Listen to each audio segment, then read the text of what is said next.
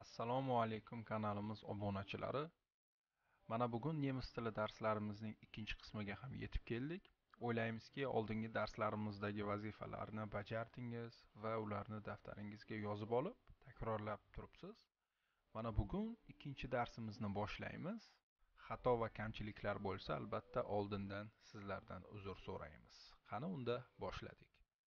Demak, boshladik. Leksion 2. Leksion 2. Ya'ni ikkinchi dars. Häufige Redemittel. Häufige Redemittel. Ya'ni odatiy iboralar. Yana bir bor eslatib o'tmoqchimiz. Sizlar hozir tafsilotlarga qiziqmang. Asosan hozirgi videolardan maqsad talaffuzingizni yaxshilab olish bo'lishi kerak. Demak, biz gapirgan so'zlarni qaytarib takrorlab tursangiz bo'ldi. Shuni o'zi kifoya. Demak, danke. Danke schön. Yana bir bor qaytaramiz. Danke. Danke schön. Har qanday tilda eng ko'p ishlatiladigan so'z toifasi hisoblansa kerak menimcha. Ya'ni danke, rahmat. Danke schön, katta rahmat degan ma'noni anglatadi. Lekin kimdandir juda ham minnatdor bo'ladigan bo'lsangiz, unda siz ishlatadigan so'z vielen Dank. Vielen Dank.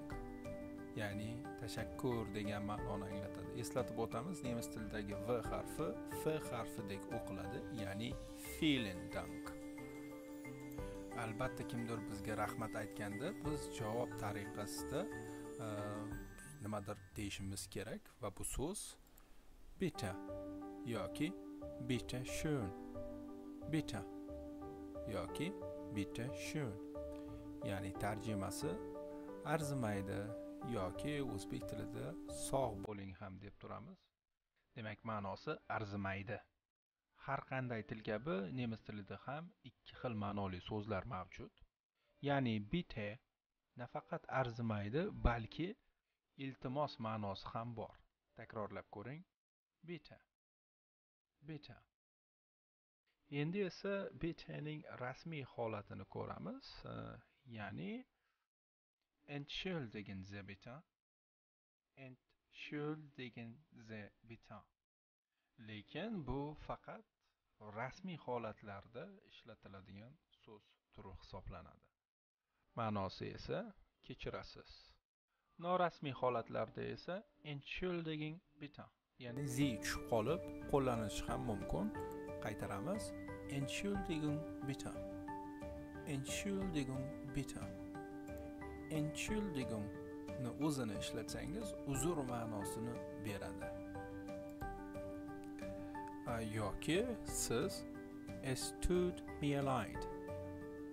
Es tut mir leid ni uzr so'rash uchun qo'llashingiz mumkin. Esingizda bo'lsin, tut so'zini qisqa aytmaymiz, ya'ni cho'zibroq aytamiz. Ya'ni es tut mir leid. Es tut emas, albatta. Keyingisiga o'tamiz. Wie bitte? Wie bitte?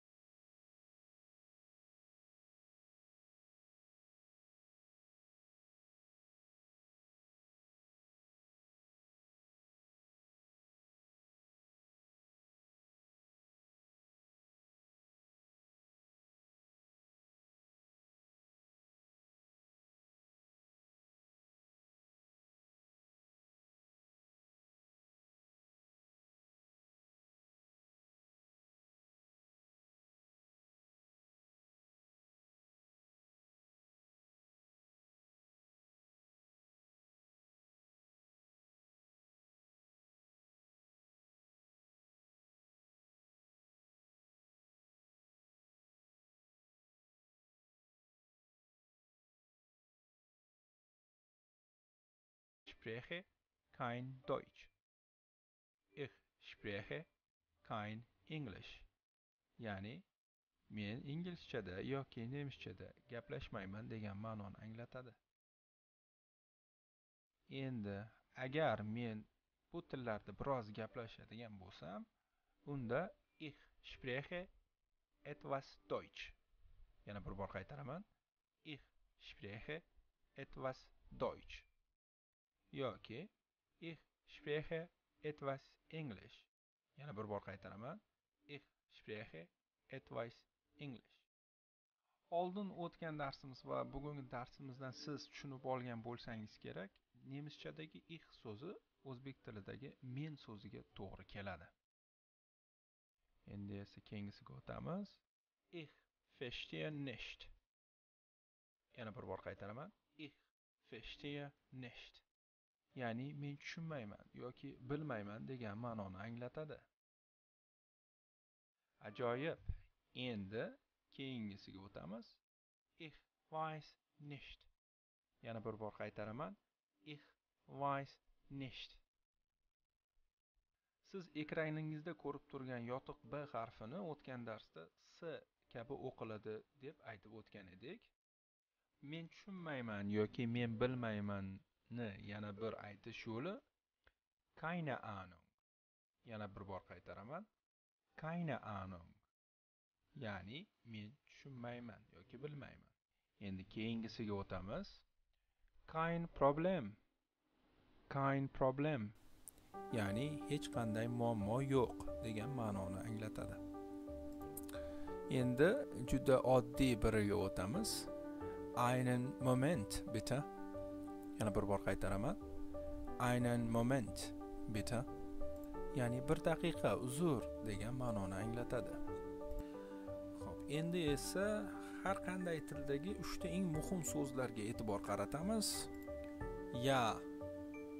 Yana bir bor qaytaraman. Ya, ya'ni ha degani.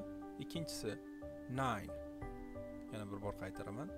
Nein, ya'ni yo'q degani. Uchinchisi vielleicht. Vielleicht, ya'ni balki degani. Ma'lumot uchun yozib oling, nemis tilidagi J harfi Y shaklida o'qiladi. Ya'ni ya. Endi esa barcha so'zlarning haqiqiy nemis odam o'qiganini eshiting. E'tiboringiz uchun katta rahmat. Bugungi darsimiz shulardan iborat edi. Bularni daftaringizga yozib olishni unutmang va albatta bu videoni do'stlaringizga ulashing. Nemis ayol qaytargan so'zlarni siz ham iloji boricha takrorlashga urining va talaffuzingizni kuchaytiring. Kattakon rahmat. IELTS Focus Academy. Danke. Dankeschön. Vielen Dank. Bitte. Bitte schön. Bitte. Entschuldigen Sie bitte. Entschuldigung bitte. Es tut mir leid. Wie bitte? Noch einmal bitte. Bitte wiederholen Sie. Sprechen Sie Deutsch? Sprechen Sie Englisch? Ich spreche etwas Deutsch. Ich spreche etwas Englisch. Ich spreche kein Deutsch. Ich spreche kein Englisch. Ich verstehe nicht. Ich weiß nicht. Keine Ahnung.